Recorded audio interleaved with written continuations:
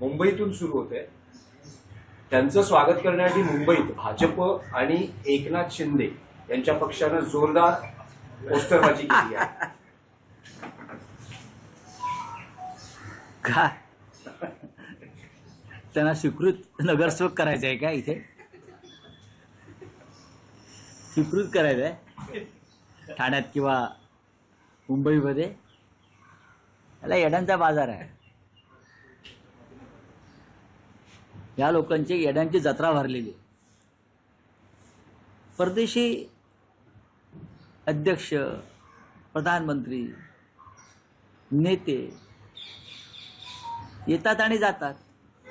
यात राजकीय पक्षांचा काय संबंध आहे? हे मला कोणीतरी सांगितलं की अख्खी मुंबई भाजप आणि शिंदे गटाच्या लोकांनी मॅक्रॉनच्या स्वागतासाठी रंगवून ठेवली आहे, पोस्टरबाजी केलेली आहे.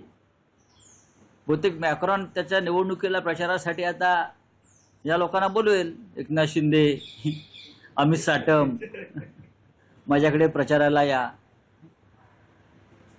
फ्रान्समध्ये जेवढे त्याच्या कधी एवढे पोस्टर नसतील लागले तेवढे या मुंबईत लागलेले आहेत. बोललं ना, येड्यांची जत्रा आहे. हे जे सगळे लोक आहेत यांना काय वाटतं कळत नाही. अख्खी मुंबईचं ट्रॅफिक जाम करून ठेवलंय. मला आता कोर्टात जायचं आहे. आत्ता चेक केलं मी, 4 तास लागतील सांगितलं. का तर मॅक्रॉन येणार आहे. मॅक्रॉन येतात ना. यापूर्वी का परदेशी पाहुणे आले नाहीत का या मुंबईमध्ये, या देशामध्ये? पण मॅक्रॉनपेक्षा हा प्रधानमंत्री मोदींचा शो असेल. ते आता गाड्यातून दाखवणार, see mister Macron, your all photos, my party has done this. हा, बोला ना, येड्यांची जत्रा आहे. काय करणार? आलिया भोगासी. शेवटी या देशात राहायचं आहे.